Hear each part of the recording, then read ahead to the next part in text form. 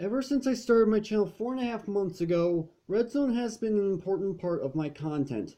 Between the handful of tutorials that I have, the 2 farms that I had in the SMP, and also behind locked doors, which I promise I'll get out to you guys as soon as I can. However, I've noticed in some of my Redstone videos people asking if I can teach the fundamentals of Redstone. Today is going to be the first day of which I answer those questions. What's up, Agents? Zero here, and welcome to Redstone 101.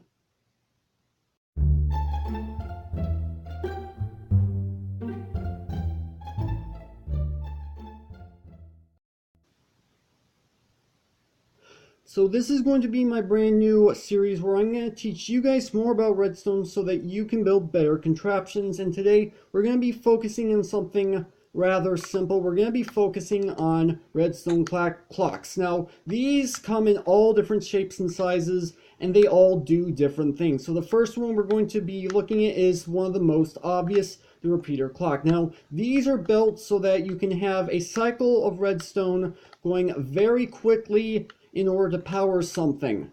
Now, as you guys can tell, it's not actually moving, and that's because I want to show you guys the easiest method I have ever found to start one of these. So you guys can forget about placing and then immediately breaking an item to get this started. All you really need to do is do this. So I have inside this chest a redstone block and a redstone torch. So what I do is I put one space of block between the actual redstone itself and this redstone block, just like this, and I place a torch right here and it gets going. The reason why this works is because the redstone torch is initially on in order to activate the redstone, but then the redstone block itself goes and turns the torch off. Therefore, it starts your repeater clock nice and easy.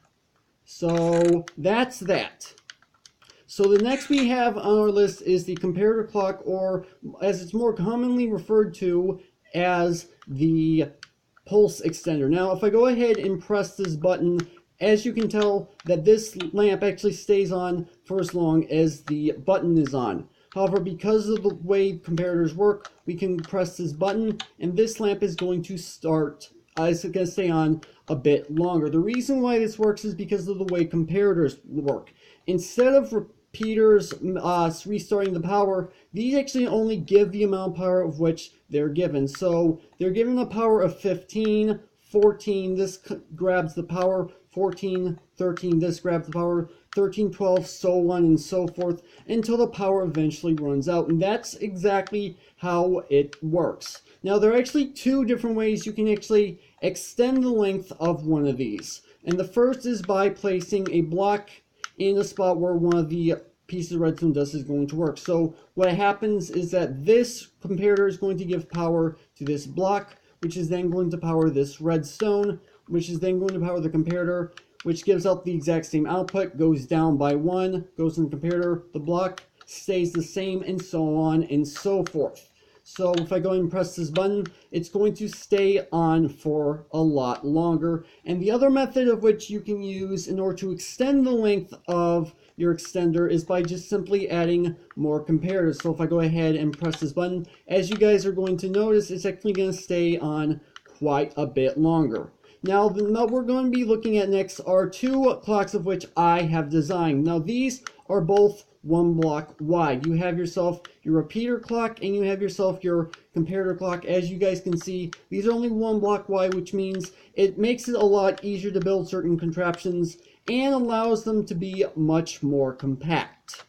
Now, I'm going to go ahead and let you guys know there will be a download link in the description, so if you guys want to actually take a closer look at these 2, you'll be able to do that. Now, the next we have up on the list is the hopper clock. Now, what this does is actually very similar to the repeater clock. So if I go ahead and press this button, the dropper is going to send an item into the hopper, and the hopper is going to be pushing items back and forth into each other, causing the output to go on and off. Now, it does not actually have to be just 2 hoppers. It can actually be more than 1 hopper at a time, and it has the same effect regardless.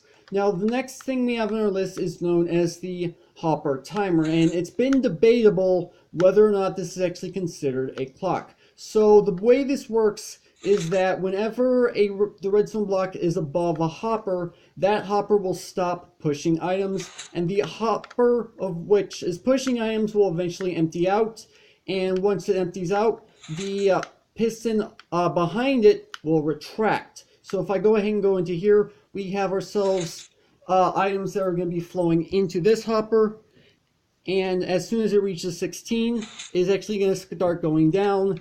And this redstone block is actually what your redstone output is going to be. Now, I'm just using this redstone lamp just as an example. However, what you want to do when you set one of these up is you want to set either a redstone dust, redstone comparator, or redstone repeater coming out of this redstone block for your redstone output. And this is actually useful for things such as sugarcane farms or melon farms, because instead of waiting for it to grow or using an observer to break it, you actually have a controlled time of which it actually activates to make it automatic. Now, you can actually change how long your hopper timer lasts just simply by choosing the amount of items of which are going to be inside of the hoppers. And as you guys notice, if I go back in here, we have 16 items inside of these hoppers, which makes the clock go off rather quickly. However, the more items you put into it, the longer your hopper timer is going to be going.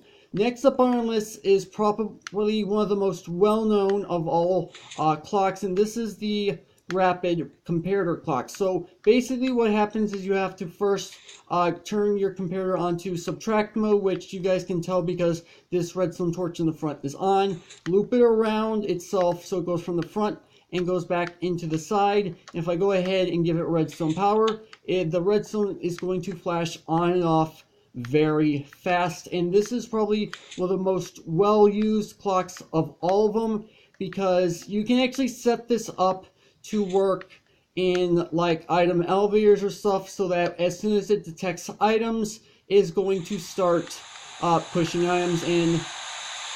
Guys, I cannot tell you how many times I've tried to record this video when the rain goes off. Hold on, give me a moment to fix this.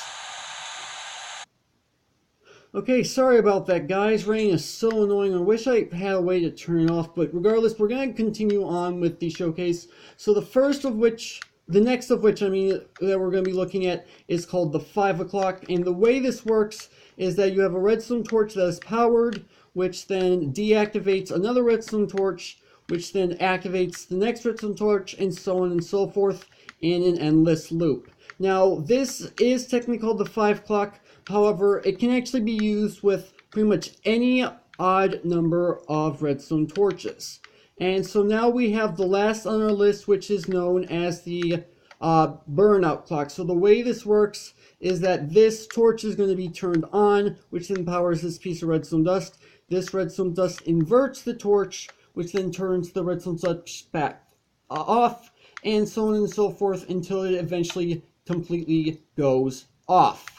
Now, after a certain amount of game ticks, this will eventually turn back on and start repeating the process all over again. And this type of clock can actually take multiple different forms, but I feel like that you guys can pretty much search those up, because there are so many different ways you can set one of these up. In fact, some of the more common ways to set this up doesn't even have blocks above the redstone torch for power. It just simply has the redstone dust above it, quickly turning the torches on and off. Now, as I said, there is going to be a world download in the description if you guys want to check this world out for yourself. However, I am currently in the 0.17 beta, so I cannot promise that this is going to work in 0.15, but that's going to have to do it for this video. Hopefully you guys have enjoyed. If you did, make sure to hit that like button. Want more? Then make sure to hit that subscribe button for future content. Also, you can follow me on Twitter at AgentCPU0 to stay updated. This has been Zero Studios. Thank you guys for watching, and with that, I will see you guys later.